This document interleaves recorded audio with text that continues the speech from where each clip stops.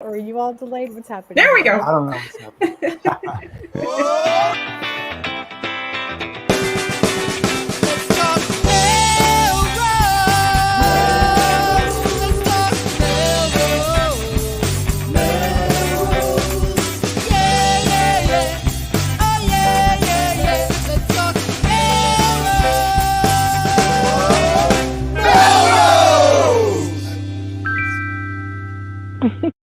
Good evening, Melrosians the world over. I'm Tom Catalini. I'm Jen LeClaire. I'm Sam at Jen's house. And I'm Tom Shampoo. And this is Let's Talk Melrose, a show where Melrosians talk to Melrosians about Melrose, and Tom's going to lead us off tonight. Thanks, Tom, very much. Just a quick note. We are sad to learn the news that Mayor Paul Broder's father passed away earlier, Norm Broder. Our heartfelt condolences go out to Paul and to Liz and to the entire Broder family. Paul, I think, is one of 6 kids, if I'm not mistaken. Oh, wow. And so it is quite a clan. The Broders have deep roots here in Melrose, obviously. And so everyone will feel the loss of Paul's father. So. Thank you. Yeah, we were sorry to hear that. Thank you. Yeah, sorry to hear that, Paul. We're thinking of you and the family, and thanks for the words, Tom. It was a beautiful photo that he posted earlier today. Very nice photo, yeah. Smiling Norm. Really great. Yeah. So yeah. He did text that he was a big fan of the Girl Scout cookies, so we made sure to get his order in time. Oh. We have cookies coming as well, by the way. Yeah. So thank you, Sam. So in other quick news, sorry, not official news, but holy hell, it's cold outside. Everybody doing okay?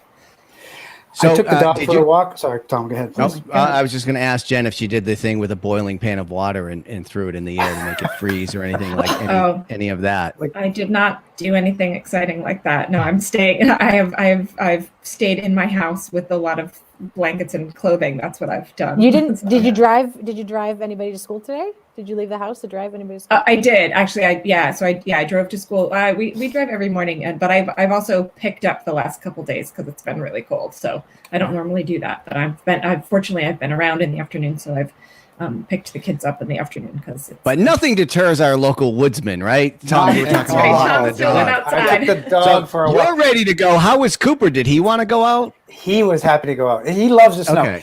I didn't go in the woods today because I had a couple of meetings like between 11 and 1, so I wasn't able to take him in the woods today. But we did an evening walk around past the Hammers, past the Catalini's house, and he was happy.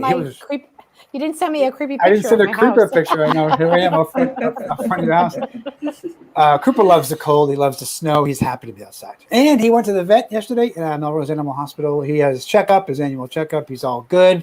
He's 11 now. He's healthy. Right. So anyway. Yay, Coop. Hey, I got a question. Can you go in with your pet now, or do you have to wait at the animal hospital? I went in with Cooper. So they brought me in when it was his turn, and we had a room to ourselves and just sat there. Okay, great. Sam, any cold stories from today? Nope. Okay. There you go. I had to go take the kids, pick them up. I drove to Jen's. It's very cold. So let's talk fire later. Let's talk about who's leaving us in the cold. Oh, I am leaving you. I am leaving you cold, only temporarily. So I just want to let all my fans know, you've heard it here. I'm going to need to go on sabbatical from my dear friends at LTMM.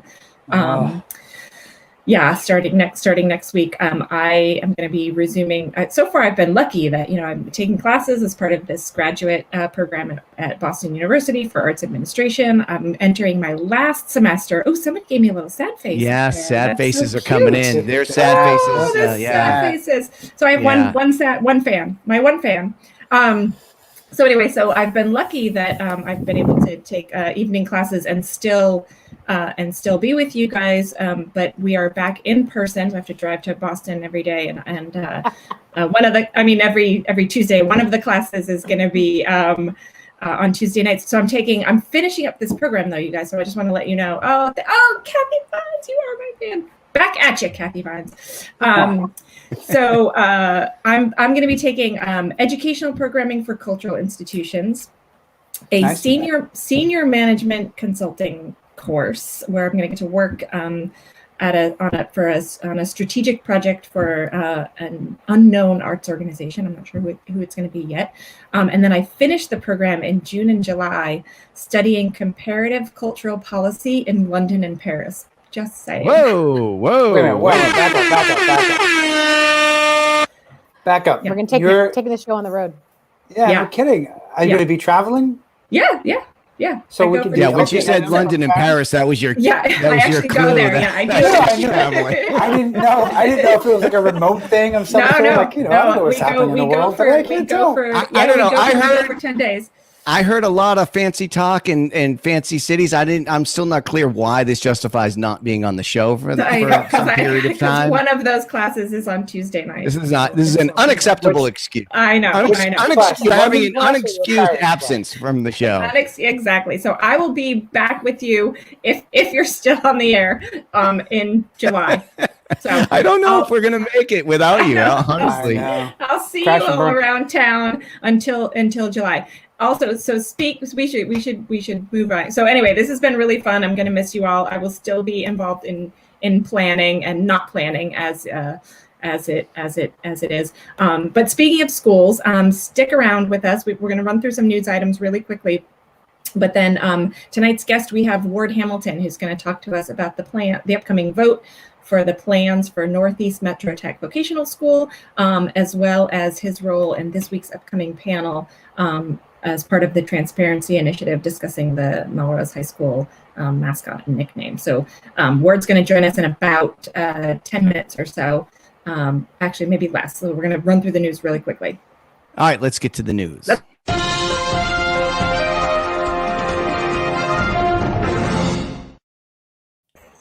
I hope you're going to keep that graphic up while I'm Oh, gone. absolutely. Absolutely, we have to.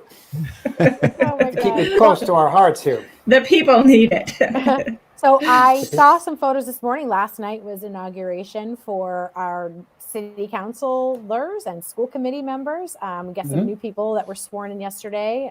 Shout out to Ryan Williams of Ward 7 and Manjula Karamchetti of Ward 1.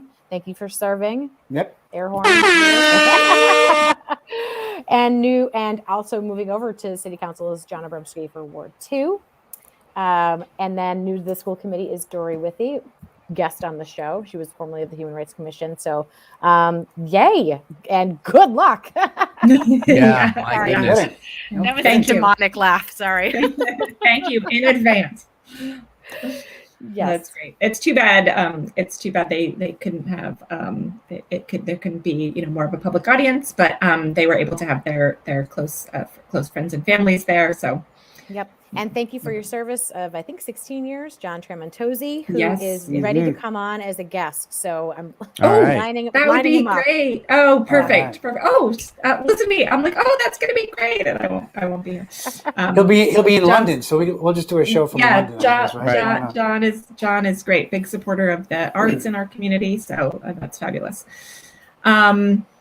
This one we can talk about super quickly. There's a new thing. There's a new tool out there. myvaxrecords.mass.gov. There's a website where you can obtain a digital record of your vaccination status, Yes. which is great because that little white card is just not going to survive at my house. So Right. There you go. that's a tricky thing.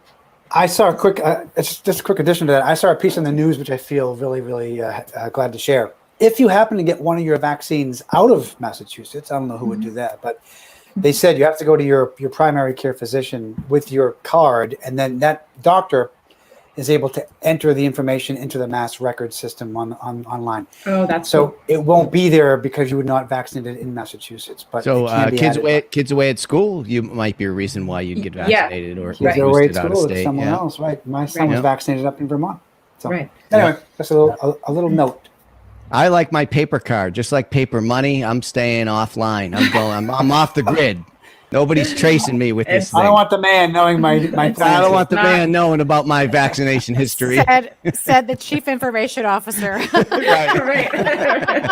Yeah, well, that might be robots- why. The robots That might be may why. able Think to about find that. you that way. Yeah. Yeah, exactly. He doesn't want to There you get go. caught online. Then something's up. Yeah, I don't know. I mean, honestly, I think it's I don't know how, we'll see what the future brings, but this is something we should have done 2 years ago or a year ago when the vaccinations came out. It's kind of a little bit late. Boston's just ramping up, checking for vaccinations, probably as this latest surge is waning, hopefully. So we'll see where this all goes. I mean, it is kind of frustrating that some of this stuff wasn't done earlier, but the appetite just wasn't there. So anyway, if you want to do it, there it is. All right. And speaking of the future, so the Melrose Housing Plan is available for community feedback, and here it comes. So please do that, because this is the future of our city in these documents. So please make some comments. We're going to have somebody from the committee, the housing. I'm going to mess this up. There are some amazing people on this housing committee. We've had a few of them on the show, including Jerron Green. Thais, the website is messing with me. Thank you. The website's not cooperating, but anyway, also Dana Lewinter is on that committee. So we're gonna get one of them to come back on the show and tell us what the heck is happening with the future of housing in Melrose. Yeah, I'd like to see that, because it was a little bit not easy to grasp. A lot of variables, a lot of issues at play. So if this is like a draft plan, I'd be curious to see. This will be like our fourth housing expert coming on to try to explain. No this kidding. Right. To us. We're no closer. What's going on? So is it 4 houses and then I can buy a hotel? Like, I don't get it. Maybe we need to have a third grader come and tell us exactly. Right. Yes. You have to pass boardwalk. Yep. So Thais DeMarco, Jerron Green, Seamus Kelly, big fan of the show, or soon to be Dan Lewinter, and Gina Martinez. Yeah, that's right. Gina was on. Yeah. Yeah, nice. The voice of our theme song. The voice of our theme song. And City Councilor Jack Eccles is leading the charge on our behalf of the city. Great. Okay. Great. I think it's time to bring on our guest. I do too. Let's bring him on.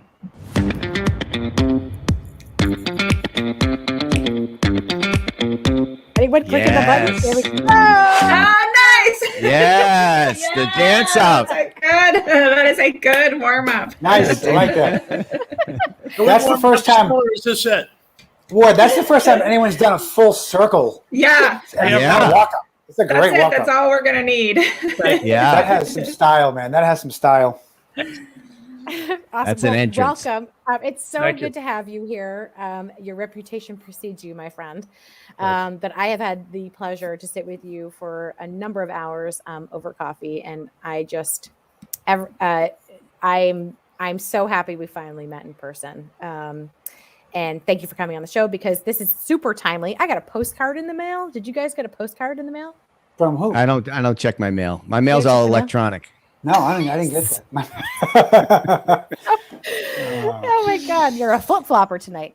So there is an important special election coming up on January 25th for Melrose to vote on yes or no funding for contributing to the project of the Northeast Metro Vocational School.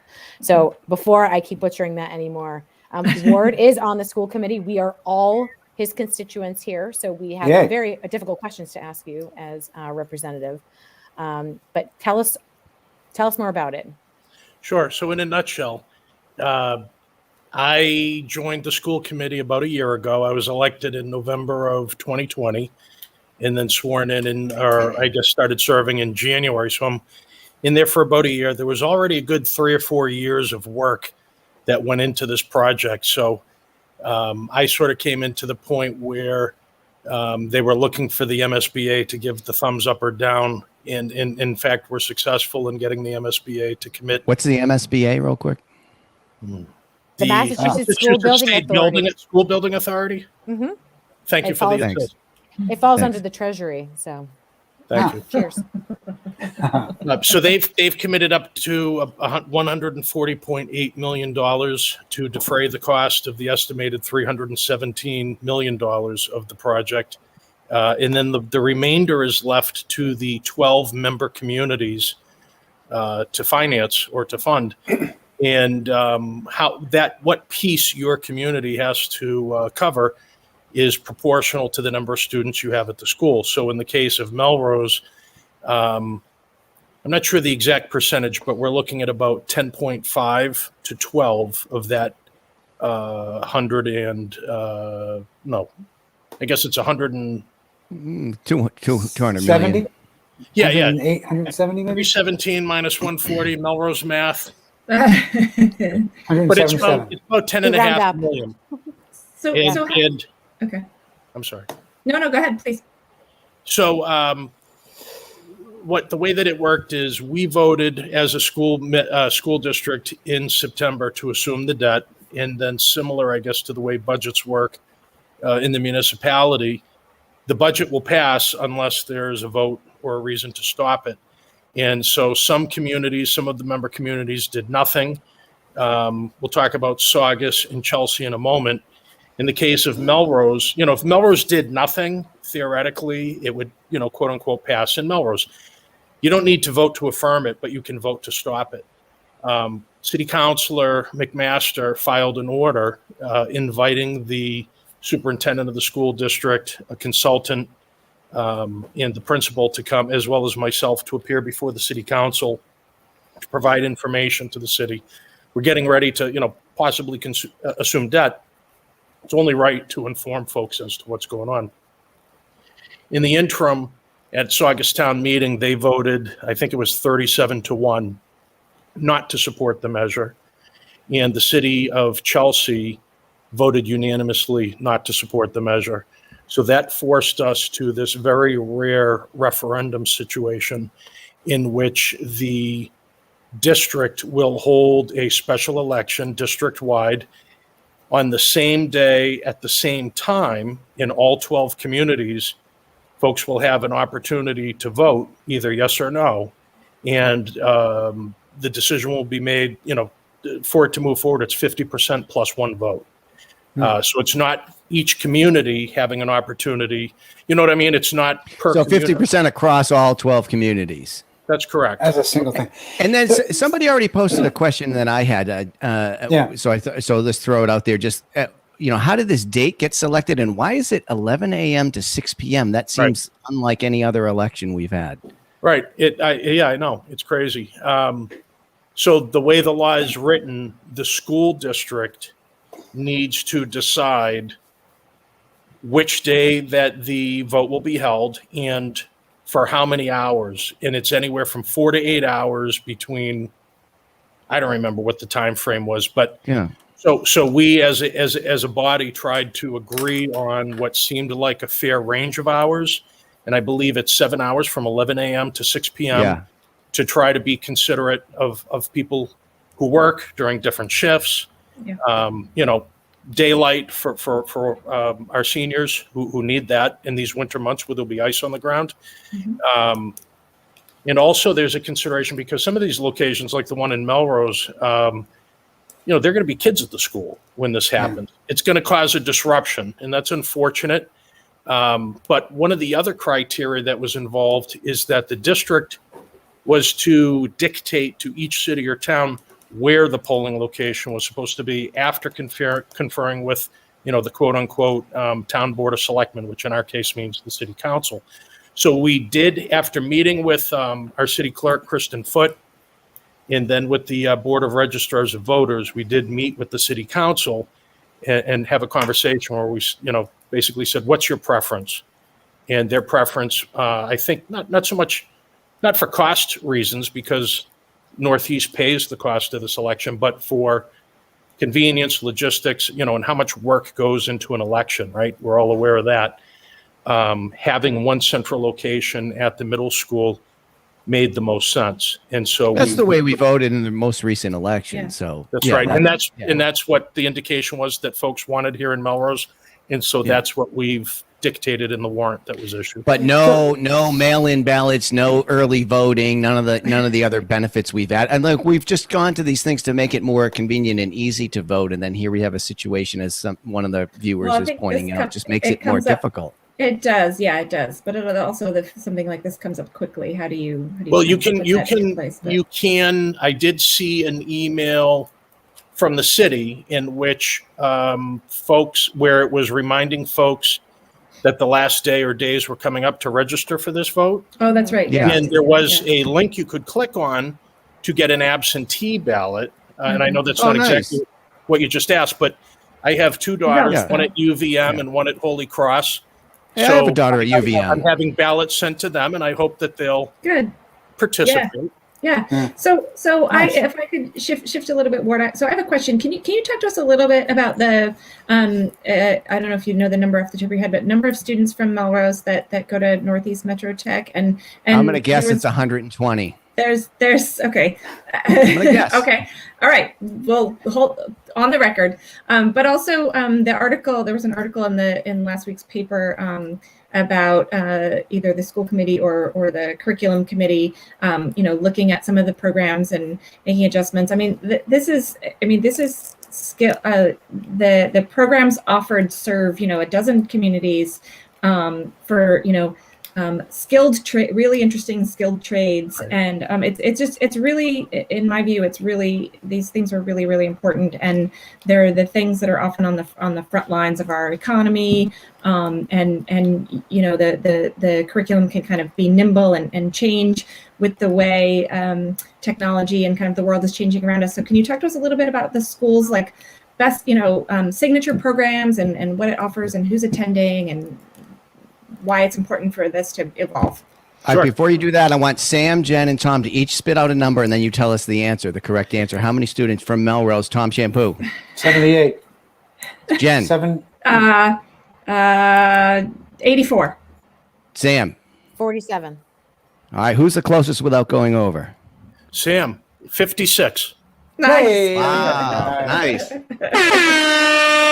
I win myself an absentee ballot. So a real interesting thing about that, Melrose was averaging, when I got up there a year ago, the first thing I did was find out about our kids that go to the school, find out what kind of numbers we had. Because what struck me when I was going around gathering signatures for the petition in July of 2020 is in a very short period of time, I met a lot of people who told me that their kids applied and didn't get in. And so once I was elected and got in there, I made sure that the administration was aware. I learned how the admissions process works, which is not a short answer.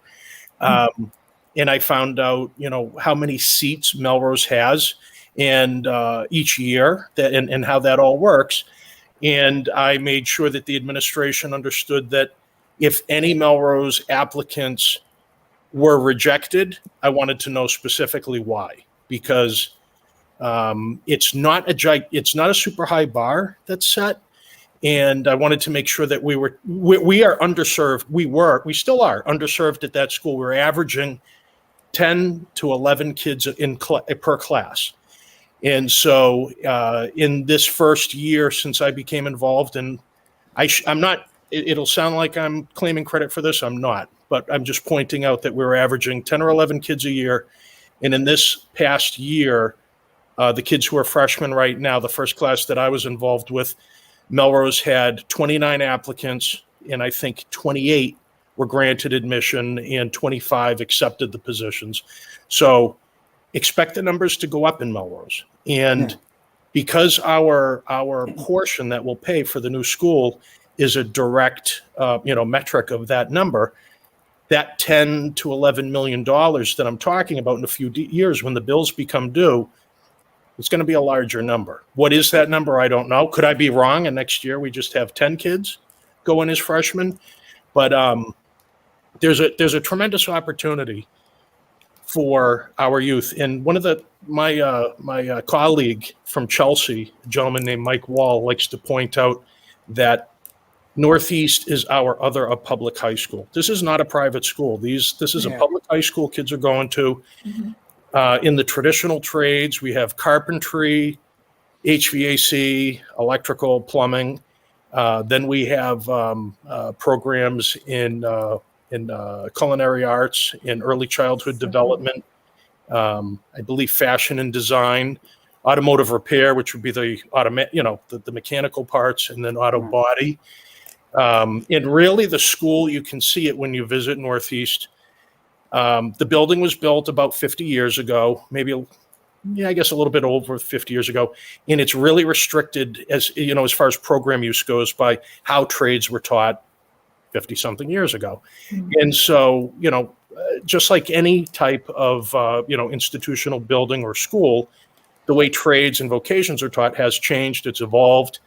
We don't want to be limited to carpentry shop. We want to be able to expand and offer opportunities in parallel trades like roofing, masonry, and the like.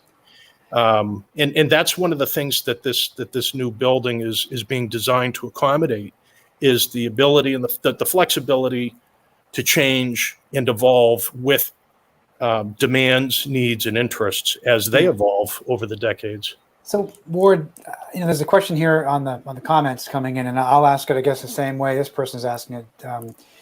Where we went through a $10 million budget item for the library, for the renovation of the library recently. So, where does this fall? Where's the money come for this? How long does it take for us to pay this $10 million? Can I What's the plan for that? Sorry to interrupt. Can I clarify Jim's question for those who are reading it?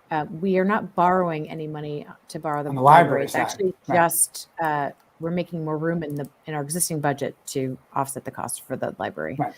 But go on to your point about. Yeah. Sorry, that's all. Yeah. So I was aware of the conversation surrounding the library edition, and in my capacity as the chair of the historical commission, I was involved a few years ago when the architects, Tape Architecture, presented to the historical commission. We gave input, and so I've known that this has been coming. I've been involved or part of the conversations with our mayor and our city councilors, and folks are cognizant of this. And I'm coming dangerously close to like being beyond my pay grade with what I'm talking about. But as far as our debt capacity is concerned, when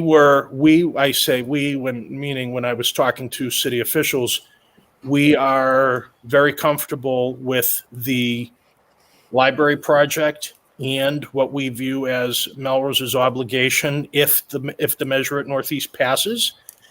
Are we then getting close to maxing out? I don't know that. I would guess maybe. But this is within the realm of possibilities of things we can do. Okay. So it's not like taxes will be raised to pay for the school or in that way. You got to cut other stuff. I mean, the budget's got to net out at the end of the day. So it's money. But what I'm learning here tonight is it's in the hands of the people, and it's in the hands of the people of 12 communities, and the subset of those who choose to show up, who are registered to vote, who are able to show up during these hours at their local polling thing, and 50% plus one make the decision. So there's your public participation. No, I'm not saying that. I'm saying how's it paid for? I'm saying is this going to be something that where folks see their tax bill get raised because they're paying for this bill? Sure, there are a variety of ways that each municipality can deal with it, but instead of the 10.5 million that Melrose is looking at, let's think about Chelsea, right? And all of a sudden, I don't even remember what the number is, but let's say Chelsea's number is 50 million. And Chelsea said, I don't know how we're going to do that. And or the town of Saugus, which just built a high school. Yeah. And Saugus is, I think, in order of communities with the most students, I think it's Chelsea, Malden, Revere, or vice versa on those two. And then I believe Saugus and Wakefield in that order. And so Saugus would also have a pretty big price tag. And I know this sounds really crazy to say because I've asked the same question you did. So these cities are towns that say, yeah, we're not going to do this. If this measure passes, I don't know how it works, but the law is figure it out. Yeah. Right. I what that looks like, I don't know, but that's how it is. I'm also going to say something that's dangerously close to me not knowing what I'm talking about, although I would say that was not true for That's you, what this Ward. show is all about. Yeah, exactly. We're like Built on that. exactly. Cornerstone. Right. I would not agree with your assessment of yourself on that word, but mine is probably true. But I was thinking when I first heard about this, and the fact that it's kind of like that share is by sort of per student. I know that Melrose numbers are lower, and these communities who do have more students that are, I'm generalizing, but it sounds like the communities that do have more students attending the school are also communities that are rather underserved and don't have this kind of budgets, and so that's a bit unfortunate. But, but that's interesting you say that. I have to be careful what I say, but you may be surprised to find out that in Chelsea, from what I understand, is not necessarily incapable of doing this so much as they're interested in a different funding source being found than their own coffers. Right.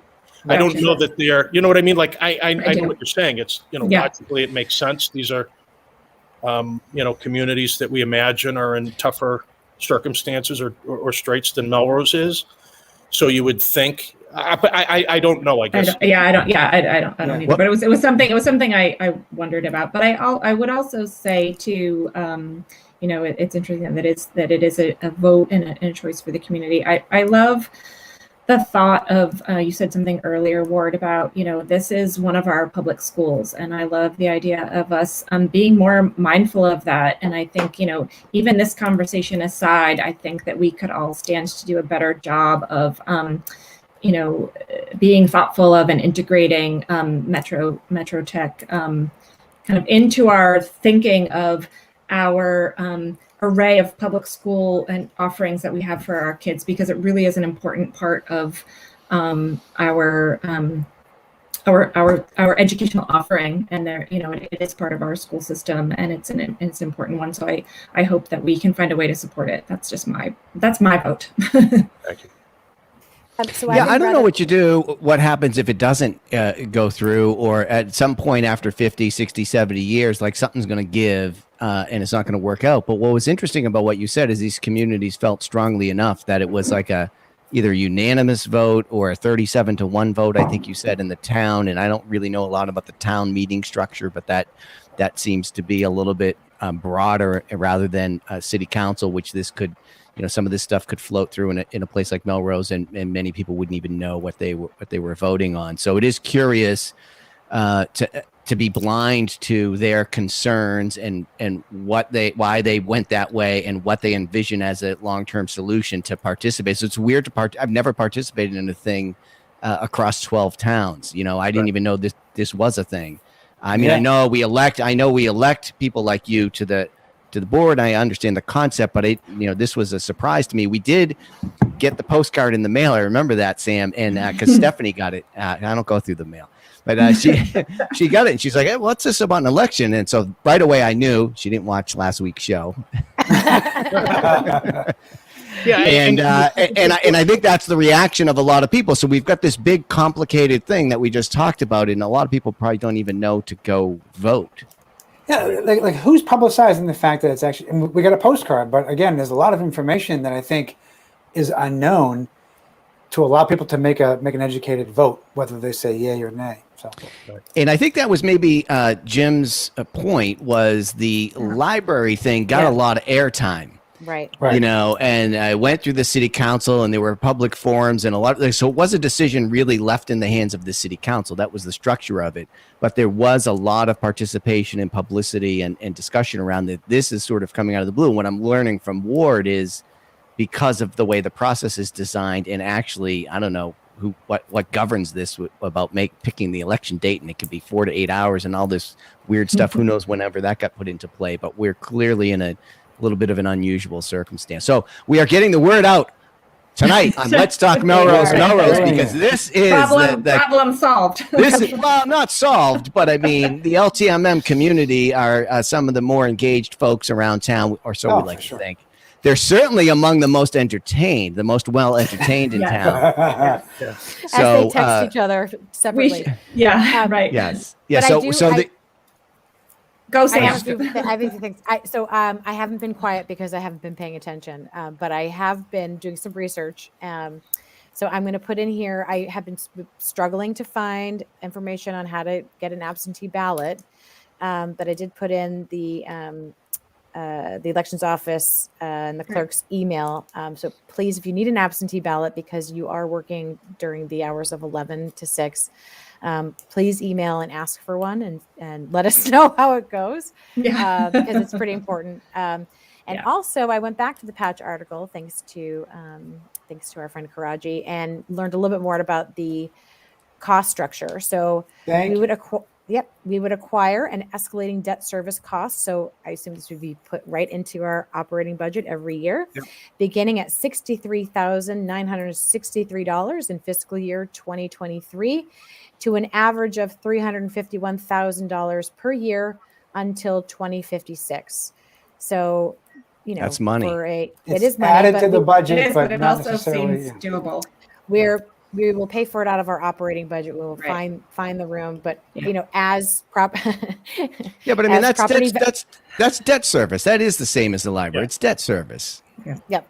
In my conversations over the last several months with the mayor and others, this is something that Mr. Delarusso has been aware of in planning for. I think he has a great reputation for being very conservative fiscally. And, it's been indicated to me that he's aware of this and comfortable with it.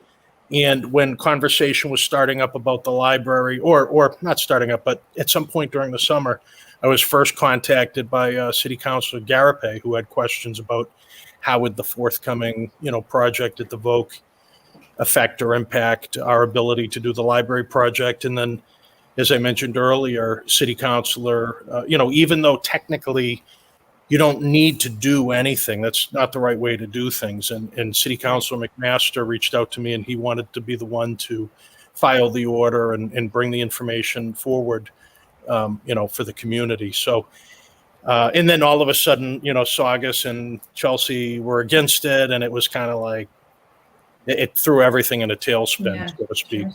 Sure. So I wasn't paying attention. Did we put the picture up already? Yeah, I'll do it now. Oh. We do have a rendering. And then let's show the picture. So, we have to leave time for our other it topics. looks great. Sorry, I'm not. Looks like an Apple campus. It kind of does. Yeah, look at that. There you go. Very sleek and modern. So The carpentry and architecture students are going to build it themselves. Can I just point out that Sam's trying to get points for paying attention during the show when she's actually researching live on the air and not really paying attention? But we do appreciate you digging up those facts and figures. Yeah. And it is all about the public discussion, which maybe is our segue into our next topic with Ward, who's a man of many hats. He's got a beautiful knit hat on tonight that he's sharing with us. But the other hat you wear that I've been learning about, and maybe Sam, you're better off to do the introduction of this since you're going to be the pan. Oh, I don't have my hat now. But I'm hatless. Sam, I know, is moderating a panel that's happening tomorrow night. And Ward, I think you're on the Transparency Initiative. I read a letter by you and others in the paper, and this has to do with the Melrose High mascot and logo selection that we've talked about in the show, and it's been in the discussion around town. Ward, if maybe you could give us a quick summary of kind of what's going on there. Sure. Let me give you a quick summary about what's about to happen, because to give a rundown on how we got to here is nothing quick about it. But tomorrow evening at the middle school at 7 p.m. we'll be hosting a forum that Sam graciously accepted our invitation to moderate.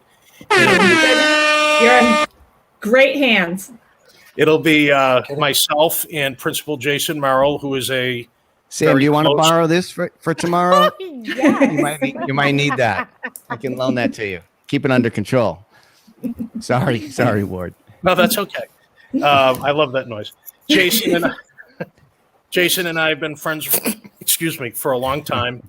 And while we may disagree on this present issue, we are hoping to, have a public event that MMTV is going to stream live, in which we're going to discuss the topic and some various talking points, and demonstrate that you can have a respectful, civil discussion between two people who disagree, but who are friends and still friends, and that's not going to change. Okay, that's great. So I didn't know you guys were buddies because I read what you put in the paper, and it was just interesting, saying like, hey, says I think there was some as this Jason Merrill put it out there, we're going to change the mascot. He tried to be open. I would use the word transparent, but maybe that's not appropriate here. He tried to be open about the process and the procedures and why he was doing it. And he's a very passionate leader there at the high school. Sure. As people got involved in this conversation and had different viewpoints, they were like, well, hey, I'm not sure he has the ability to do that. Apparently, according to this article, or maybe it's just what you've submitted, it seems to be found to be in the hands of the school committee, and they seem to be engaged in the process now. And you pointed out some interesting things that, the whole premise of the discussion is that the name and logo need to change. And you're like, maybe some people want to keep it, so like, how do you go to pick, a new name, whatever. So I thought that was good. And then I love all the Freedom of Information Act stuff that's in there to sort of get at the data, because these are public institutions and we have a right to the data. I have to have an issue, though, because some of the submissions that you analyzed that you consider to be facetious in nature, questionable as to their legitimacy. One of these is actually submitted by somebody on the show. So that's not true. Well, the benedictory blobfish, I'll let you off the hook on that. The Munchkins, the Eds with Ed Sheeran as the mascot. If he would agree to it, I would vote for that. I'm not sure that's out of it. The exploding marshmallows / marshmallows with a marshmallow mascot. Jen LeClaire actually talked about that on the show because Emma Curtis has a rich history here of they would never see us coming. But I do think that's by the way, that was the kids doing that, so you cannot blame me for Melrose marshmallows. Although I think we characterized the suggestion as facetious. Yes. Yeah. No ideas are bad ideas, but I think that's beside the point, though, Tom. It is beside the point, but it isn't, because I actually appreciated seeing some of the next detail down rather than a summary or a characterization of it. It is interesting to see the data, and I can agree or disagree with it, but at least I can sift through the details to see that. So I appreciate that coming to the fore, and I guess. I don't really get the transparency group, if it's bigger than this, or if it's just focused on this, or maybe you could talk a little bit more about who's involved in that and what the gist of that angle is. Sure. So lots of stuff that you just covered that, a couple things I want to touch on. And one of them is Jason let the members of the school committee know on August 1st, which was a Sunday, that on August 2nd, he was going to be making this announcement. And shortly after that was made, I reached out to our chair, Deb Davis, at the Northeast Volk School Committee. She's the representative from Woburn. She's the immediate past president of the Mass Association of School Committees. And I asked her, in your experience, does an administrator make policy decisions? And what's going on here? Is this right? And so she reached out to Glenn Kuchar, who's the executive director of the Mass Association of School Committees. And he actually provided guidance specific for Melrose on this issue, which I shared with Mr. O'Connell and Mayor Broder, which through a later FOIA response, we saw that they was shared with the entire school committee. And in essence, the Mass Association of School Committees said, this is not something that an administrator should be handling. This is a policy change. This is a policy decision. It has budget implications. It has, impact to the broader community. And basically their point was, and I can share it with you, all of the information and guidance that they gave. It was, if the school committee wants to take this on, they can take it on. And if they want to assign the principal to be in charge of the process, they can. But that's not what happened. And that's still not what has happened. And so that was the premise of our disagreement in early August. Yeah, I have to say, in fairness, intuitively to me, it would seem like it would be in the hands of the administration at the school, and a very localized decision about what the high school mascot is. So I was kind of surprised, but it was interesting to learn that. We're also looking at, it's not just isolated to Melrose. This happened in Wakefield last year, and this has happened in other places, and it's a process that was at least managed by the school committee.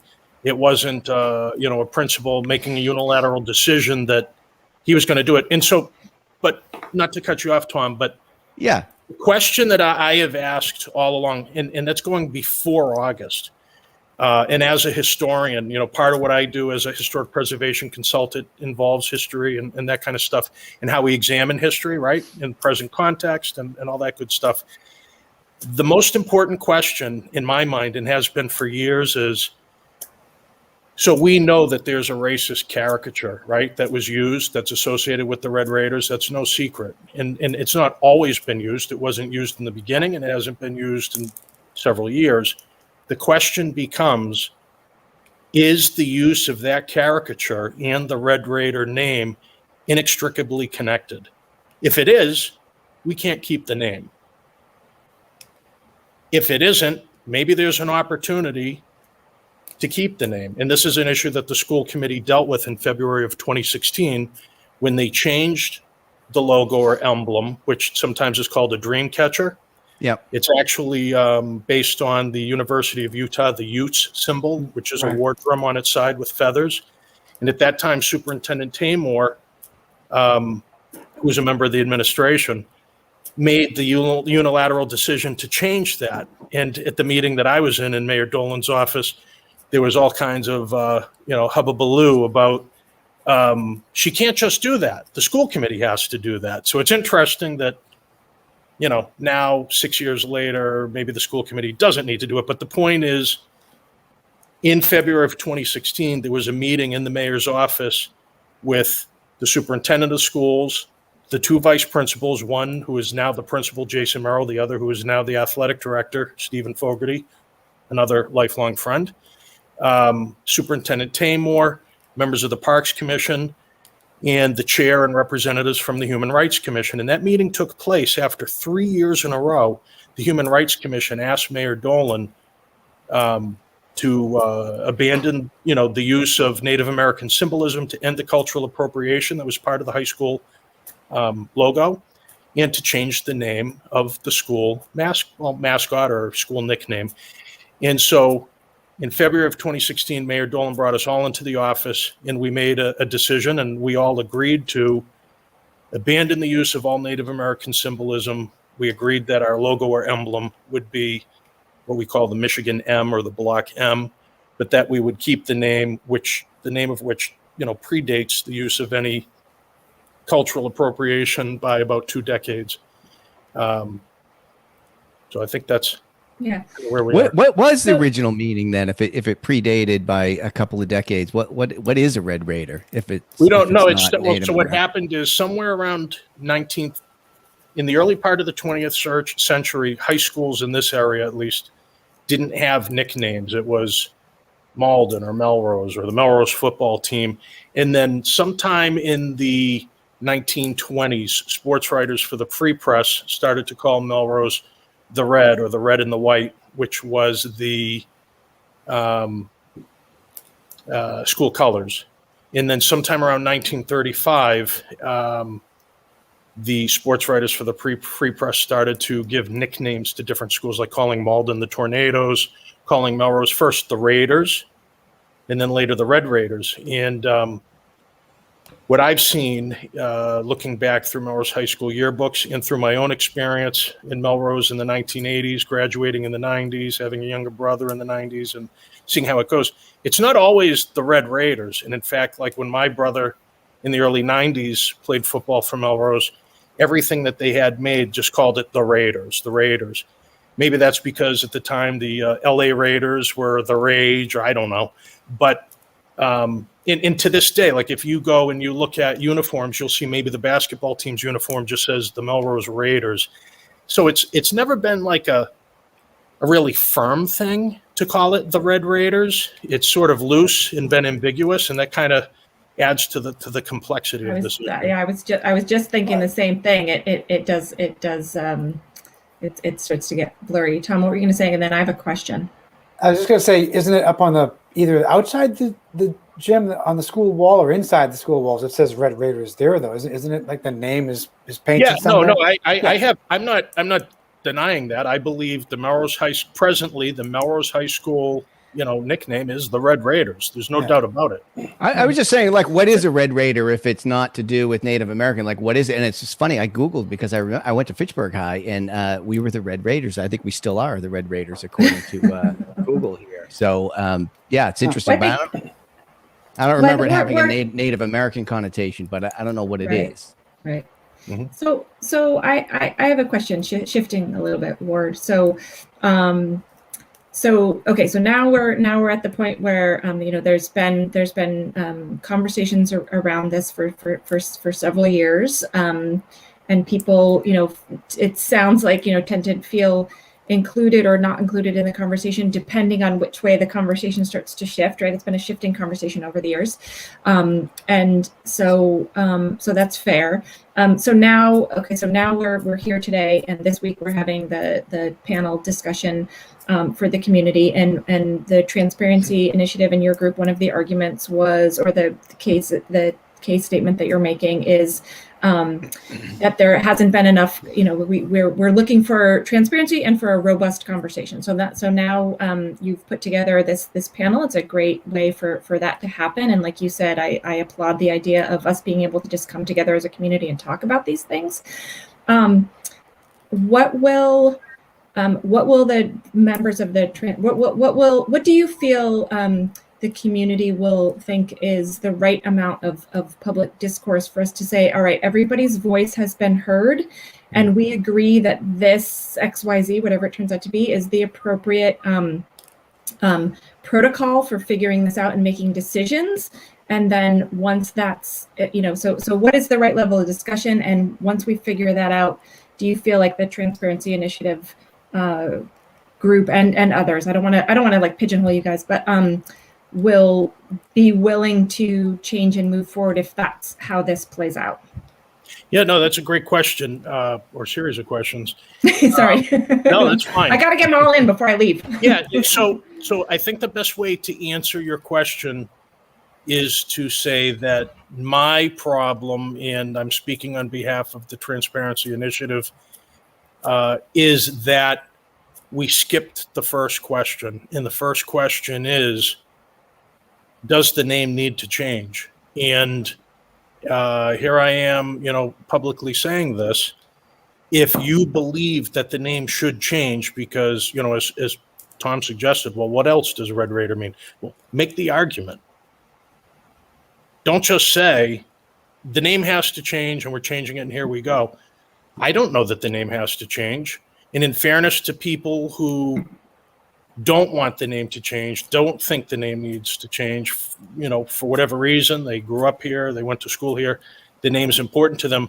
I think the decent thing to do is to have a conversation in which the folks, this is what I've told Sam I hope to accomplish tomorrow night. The folks who want the name to change explain why the name should change, and the others have to listen to them. And the people who don't want the name to change need to make an argument for why they feel the name shouldn't change. And those who want to change it should listen. We need to listen to each other. Right.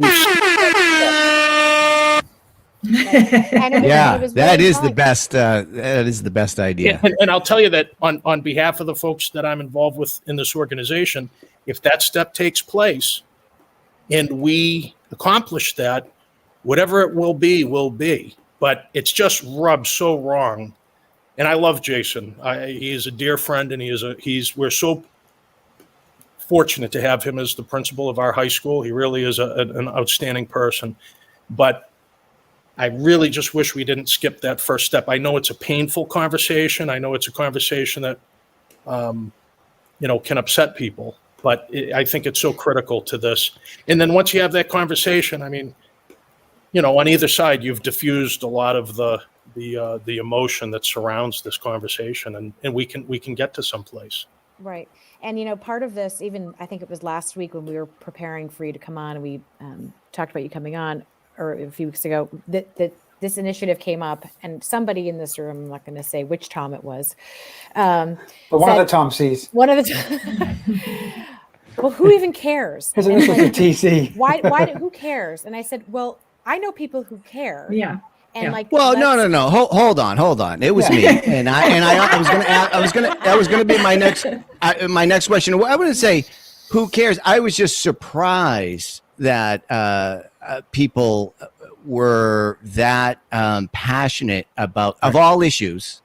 Yep. And of all issues related to the school, of all issues related to the town, whatever. And I just don't know why that is. So so for me to listen in on this discussion, I'd be curious to understand why. And I know it was a big deal in Wakefield. They had a non-binding town vote. Yep. They had all kinds of things, but it still is lost on me, why that gets so much energy.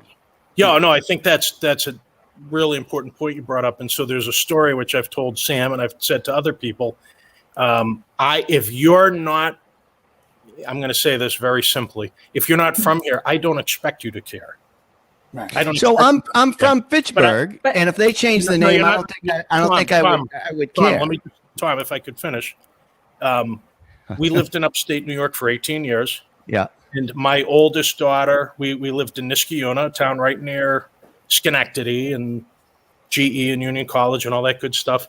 And when she was a senior in high school, she came home very upset because they were no longer going to be the Silver Warriors. And their symbol was something similar to Winchester or Wakefield, right? And I said, Hannah, who cares? Right? Like, big deal. She said, I care. Yeah. I went to school here. And I said, all right, I guess. Now, I don't expect you to care, and maybe and even in Fitchburg you don't care. That's fine, but that doesn't mean there aren't people. Right. And that's why I was correcting Sam, who's often misquotes me, that I really wasn't saying. I really wasn't saying who cares. It was a surprise to me that there was that much energy around that. And so for me to tune in on this panel, not only because you're going to be there and Jason Merrill and Sam will be carrying the LTMM flag in there, is the thing I think I would learn from that discussion is a little bit more about why it's important on either side. Right. Why people would want to change the name, why they wouldn't. It was interesting to watch kind of from afar.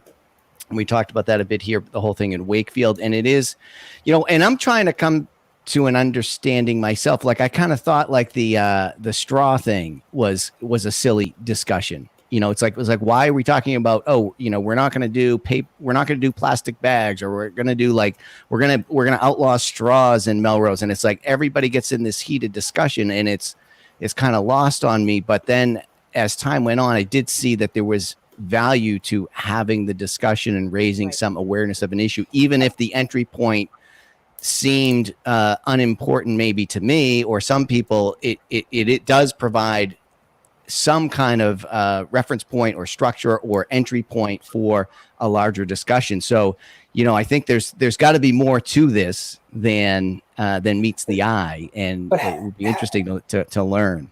Yeah. So having that conversation, I think, Tom, answers that question of who cares. Yeah. Because you're allowing that conveation to happen. It shows you the answer. No, my question isn't who cares. It's why do they care? Yeah. Everybody's misquoting me. I also think another thing that may be missing from the conversation, and I don't know, I could be wrong about this, but so Ward, you're a historian, so that things change. Like, change is inevitable.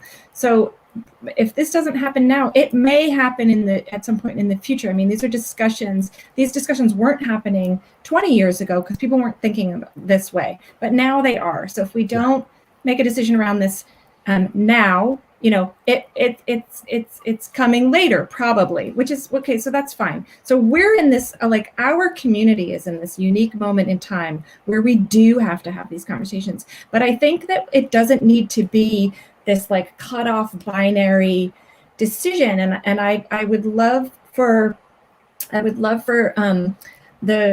folks who are supporting change to help communicate to the folks who maybe feel a strong sense of history for their, for when they went to school or even now, about kind of letting this nickname or this mascot go. That like, it doesn't mean, if you feel like your legacy is as an athlete or whatever was as a Melrose Red Raider, that is not going to change if the school logo is not called that 10 years from now. You will always be a Red Raider because that's what it was like when you went to school, and you can still have that. And then we can allow the students of the future to create their own legacy about what they want their identity to be. I really feel like we can have both if we can just talk about it. Yeah, Hey. I think you're right, and I'm not opposed to change. No one's opposed to change, but what I've been saying since August is there's a right way to do change, and it's to have conversation. Right. Nobody's to this very moment, ask me who has contacted me about having a conversation. The answer is no one. Yeah. And that's unfortunate. Tomorrow night.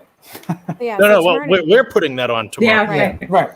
So I didn't want to add too much because I think my role tomorrow night is Ward and the team. I think they know where I fall on being in favor of progress and so on. But I think for my interest in being a part of this, and thank you for asking, even though I was lower on your dance card, was that this community has for a very long time needed to come together to actually have a conversation about difficult things. This is not the first difficult thing that's come up, nor has October 31st, whatever that day means to people. But it's been several years since this community has needed the space and time to come together to do this dialogue. Now we're virtual, but still we're having a more constructive dialogue than I see anywhere on social media or anywhere in any public comment. Love public comment, but it is still a one-way communication. So I couldn't say no because I have a hard time with that anyway.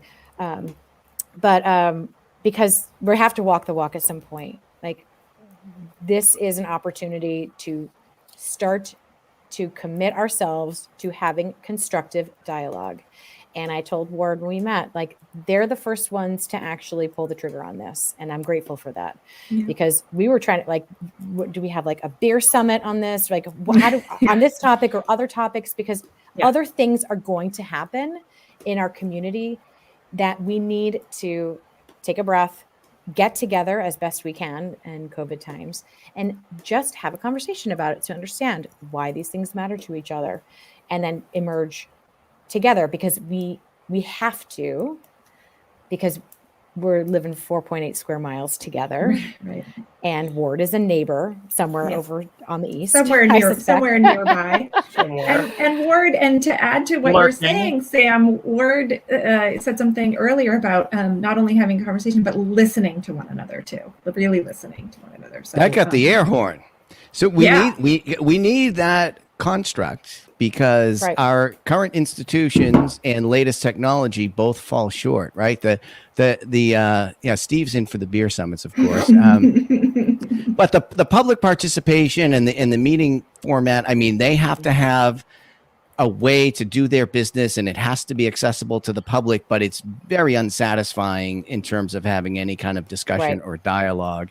Social media is its own problem, and it's not everybody participates evenly or equally in that either. There's a lot of people that aren't on social media for one reason or another, whatever. And so this, I like what you're trying to do, and there've been other forums and things, but I like this, for lack of a better word, contentious or some kind of discussion. And again, what Ward said about listening to why, because that's kind of my entry point on this. I feel like that's the part I don't understand is why, I mean, I know how, I think I said on the show before, to me, it's something, just let the kids at the high school decide whatever it is, and they can be the jelly beans, and 2 years later, they can be the French fries, or, whatever they want to do. And move on. So I was just surprised that it's this big of a, I guess it shouldn't be surprised at this point that it's this big of a discussion, but maybe it's an entry point into some of these other things. I'd be curious too, because I'm thinking about like my high school. I grew up in New Hampshire with the Blue Devils. But Ward, I'm curious if you did not live in Melrose, if you lived in California and Melrose, but you grew up here and Melrose was going to change their name, would you feel the same way? In other words, yeah. Do you care about where you are now or where you came from before? And if they're different? No. The answer is yes. I do care, and more than I care what the name is. I care that if change takes place, it's done in a proper way that respects the people who care. And I failed to mention this evening at the school committee. There was a student petition presented to the school committee with 190 signatures of Melrose High School students who feel they've been excluded from the process, and we've got nothing to do with this. Excluded from the process, and they don't want the name to change. And what I would suggest to you is that's indicative of the fact that they haven't been part of this. There hasn't been any type of conversation to elevate and educate like we're going to do tomorrow night. And so there's a gigantic disconnect. We saw it if you read the articles in the paper on December 7th at the school committee when I felt terrible. There were several folks from our community during public comment who, made impassioned statements about how concerned they were about the continued use of Native American names and symbolism in Melrose. And we haven't been doing that in 6 years. That's how distorted this whole process has become. And it's unfortunate. So I did see an email earlier today, and when I spoke with Jason, he did, and again, maybe we save this for tomorrow, but he did mention that he has been emailing students to come get involved, and maybe it's not an opportune time or location, or I don't know why not, but an email and all, what was it, yesterday? I think another email went to all students to participate, come to the committee. I did see that. Yeah. I have a high school student and I saw that email. It was offered up for tomorrow, I think the 11th and the 18th. So two more dates. I don't know if it's like during school. I didn't catch that, but maybe who knows why people don't show up or didn't show up. Or why would that be set? September, October, November, December, January.